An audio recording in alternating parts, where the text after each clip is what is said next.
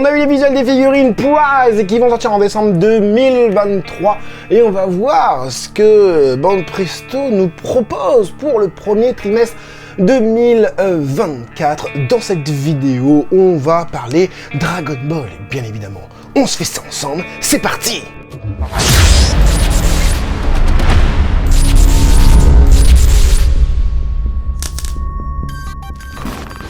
Hey salut tout le monde, c'est Francis Stark et bienvenue sur ma chaîne là où passionné rime avec qualité. Aujourd'hui on va se diriger vers le calendrier des sorties figurines Prize pour le premier trimestre 2023. On va sur le site Shueisha shonenjump.com. Allez, un petit rappel juste avant de commencer pour janvier 2024. En décembre 2023, on aura bien évidemment de la Blood of Saiyan spéciale 17.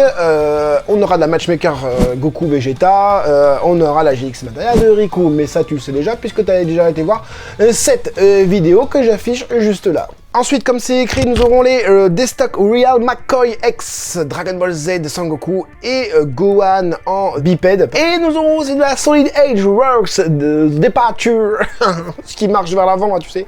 Numéro 15, déjà 15 figurines de Solid Age Works, en sachant que la gamme s'est améliorée énormément ces derniers temps. Hein. Je vais vous déballer une Trunks Solid Age Works, qui est juste devant moi, mais là, c'est du teasing. Ensuite, on aura le volume 10 History Box. Alors, si je dis rien, c'est parce que j'en attends pas grand-chose, en fait, tout simplement.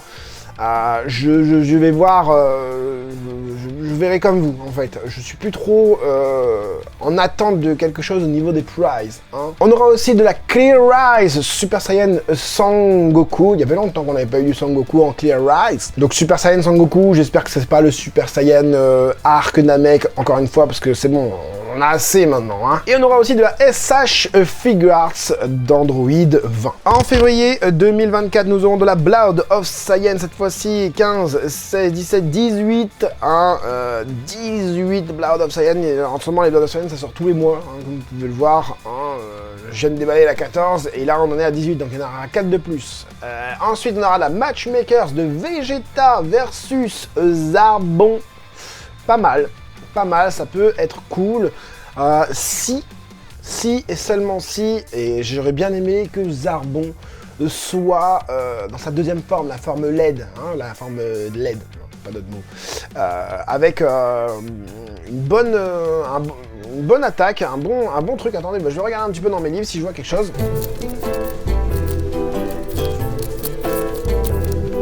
Bon, déjà, s'ils peuvent nous faire ça, ce serait vraiment cool. J'avais oublié, hein, il y a 2 combats au niveau de Zarbon et Vegeta. Un premier combat où il se fait rétamer avec sa deuxième forme de Zarbon. Ouh, s'ils peuvent nous faire ça. Attendez, ouais.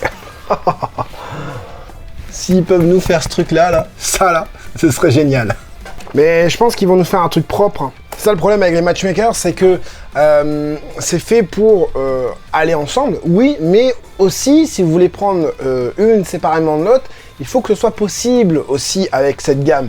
Donc, ça pourrait être vraiment un peu tout. Est-ce que ça serait vraiment quelque chose qui serait repris d'une case d'un manga? Normalement, oui, mais à voir. Hein. Ça n'a pas toujours été le cas pour les matchmakers. Ensuite, on aura du coup de la SH Figure Art Super Saiyan God Super Saiyan de Vegeta Super SH Figure Art Super 15 Super Anniversaire versus version Super. Ensuite, on aura de la Rise de Zarbon transformé. Alors, c'est ça. Est-ce que c'est pas le mois de Zarbon, en mois de février?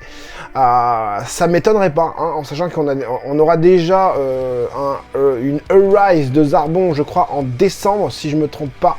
Oui, ici en décembre, donc en forme normale, et en février, nous aurons sa version transformée. Ensuite, on passe du coup au mois de mars, le mois de mars, Blood of Saiyan 9. Et voilà, sans surprise, encore de la Blood of Saiyan, encore de la Solid Age Works, encore de l'History Box, et cette fois-ci de la GX Materia de Nappa. Alors moi, quand on me parle de Nappa, je vois tout de suite GX Materia, tu sais, quand il fait son truc là, qui détruit toute la planète. C'est le premier truc qui me vient à l'esprit, mais je vais regarder un petit peu dans mon manga, encore une fois, voir s'il y a quelque chose qui pourrait être intéressant à faire ou non. fait pas justement une attaque avec la bouche aussi, lui, je sais plus. Après, il y a aussi son attaque avec son espèce de quand il coupe le point de Tenshin Han aussi, qui pourrait être sympa à faire.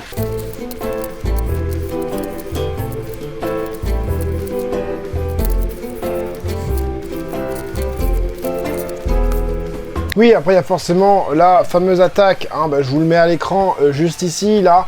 La fameuse attaque où Nappa il veut tuer Gohan et que Piccolo il passe devant.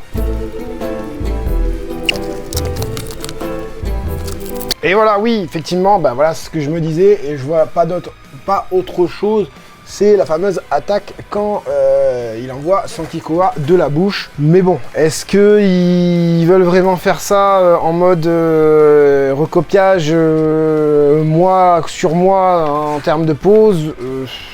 Il y a peut-être moyen, Donc, à voir. Enfin voilà, dites-moi, moi je trouve pas ça foufou. Peut-être que la Zarbon devrait en ravir pas mal. Peut-être que la Nappa aussi devrait en ravir pas mal. Mais c'est pas non plus ouf. C'est pas non plus ouf. Et tant mieux parce que peut-être qu'on aura des Ichiban de Kuji hein, qui vont nous sucer dans le porte-monnaie. Voilà, en tout cas, ça, c'est pour les prizes. Mais un like si t'as aimé être au courant de ce qui va arriver. J'espère en tout cas que cette petite vidéo vous aura plu et vous aura aidé, vous, les collectionneurs, à faire votre futur choix. C'était Franzy Stark, à la prochaine.